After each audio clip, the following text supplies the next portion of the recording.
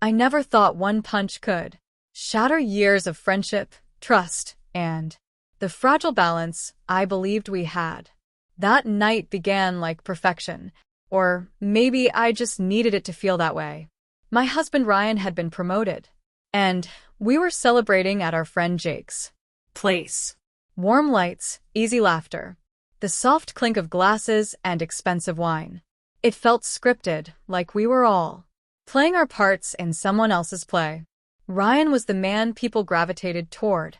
Steady, kind, charming, the one who remembered details and tipped too much. Jake, on the other hand, was noise and chaos. Loud, magnetic, reckless. The kind of man who never knew when to stop. They'd been close since college, though I'd always sensed a quiet rivalry beneath the jokes and smiles. That night, Jake welcomed us with his trademark confidence, his arm lingering around my shoulders too long. Ryan laughed it off, but I caught the flicker in his eyes, the brief flash of unease. He hid behind a polite grin. I let it slide. Years of peacekeeping had taught me which storms to ignore.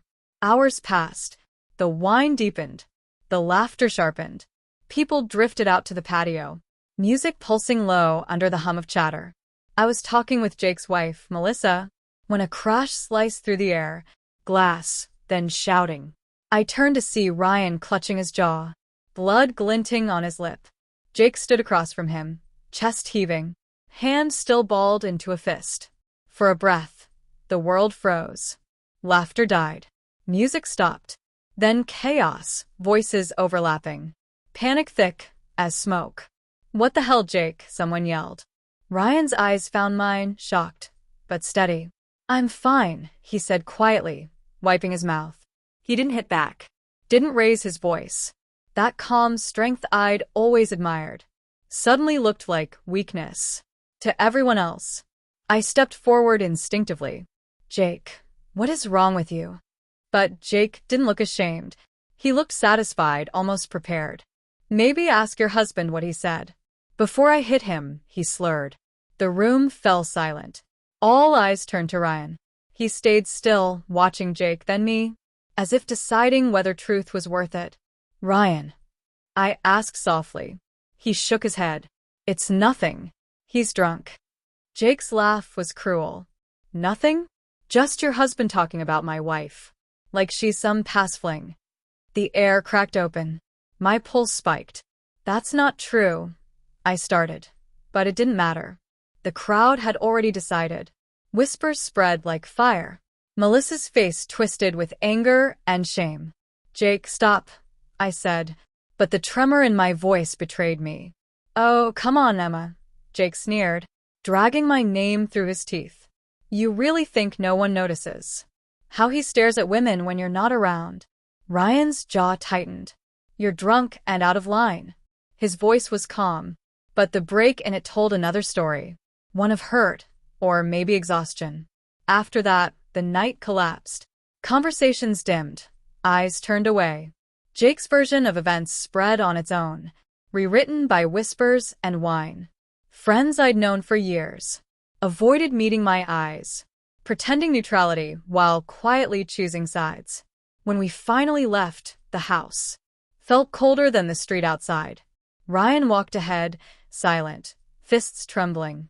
I followed, clutching my coat, trying to piece together how celebration had turned into humiliation so fast. In the car, he didn't start the engine. "I didn't say anything like that," he murmured. "I know," I whispered back. But my voice didn't sound convincing, even to me. Jake's smirk, the crowd's doubt. They lingered, bitter as smoke. Ryan looked at me, waiting, but I couldn't meet his gaze. In that silence, something delicate between us broke. Not loudly, not violently, just enough for both of us to feel it. Outside, the city lights blurred, a smear of gold on the glass. Inside, the silence hardened until it felt like its own accusation. "Emma," he said finally, his voice lower now, almost breaking. "You believe me, right?" I opened my mouth, but before I could speak, I realized I didn't even know what hurt more, the punch, the lie, or the way everyone vanished. The second it happened. The next morning, sunlight fell off. Too bright, too sharp, like it didn't belong. Ryan left early, mumbling something about work, his voice hollow, stripped of warmth. I stood in the kitchen, staring at the half-finished coffee he'd left behind, wondering when our life had started. Feeling like a story I didn't recognize. My phone buzzed. It was Melissa. "We need to talk." I met her at a small cafe downtown, hoping for clarity, maybe even an apology. Instead, she looked at me with that soft, condescending pity people give when they've already chosen a side. "Emma," she began, stirring her coffee, like she needed the movement to breathe. "Jake told me everything about last night. I'm sorry, but you know how Ryan can be." My stomach twisted. How he can be? She hesitated, eyes darting around, before she leaned closer. "Flirty. Inappropriate sometimes. I've seen how he talks to women." Maybe Jake just snapped. It's strange sitting across from someone you once trusted and realizing they've rewritten the truth to protect themselves. I wanted to fight back, to tell her. Ryan was steady, respectful, the calmest man I knew. But the harder I defended him, the smaller my voice felt. When I left that cafe, something inside me shifted. Jake's story had become wildfire, unseen but unstoppable. By evening, old friends stopped replying. A few unfollowed me, others went quiet. I could feel it, that quiet judgment, seeping through every silence like fog. That night, when Ryan came home, his shoulders were heavy, his eyes hollow. "You talked to Melissa?" he asked flatly. I nodded. "She thinks you." He cut me off with a bitter laugh. "Of course she does. Jake's good at this. You think that punch was about me? It wasn't. It was about control." "Control?" I echoed. "Yeah," he said. "He's falling apart. His marriage, his job, everything. He needed someone to blame. I was convenient. I wanted to believe him. God, I did. But doubt grows in the cracks, left by humiliation." "Then why didn't you defend yourself?" I asked. Ryan turned away, exhaling hard. "Because the second I do, it sounds like guilt. You can't fight rumors with reason, Emma." His words landed like truth and punishment. The silence that followed wasn't peace. It was surrender. Days blurred. Whispers became distance. Distance became isolation. No more invitations. Even at work, Ryan was treated like a stain people were afraid to touch. I watched the light fade from him, the way he stopped talking about anything at all. One night, I found him sitting in the dark, the glow of his phone lighting his face. "They're letting me go," he said quietly. "Corporate doesn't want drama." My chest tightened. I sat beside him, reaching for his hand, but he didn't take it. "Ryan," I whispered. He looked at me then. "You didn't believe me that night, did you?" There it was, the wound that never healed. "I did," I said softly. "I just didn't know how to prove it." He smiled faintly, without warmth. Sometimes not knowing is doubting. After he went to bed, I sat alone in the dark, replaying every second of that night. Jake's smirk, Melissa's pity, the silence that followed the lie. And I realized the cruelest part wasn't what Jake said. It was how easily people believed it. A week later, I saw Jake at the grocery store. He looked worn, eyes bloodshot. Ego cracked but not broken.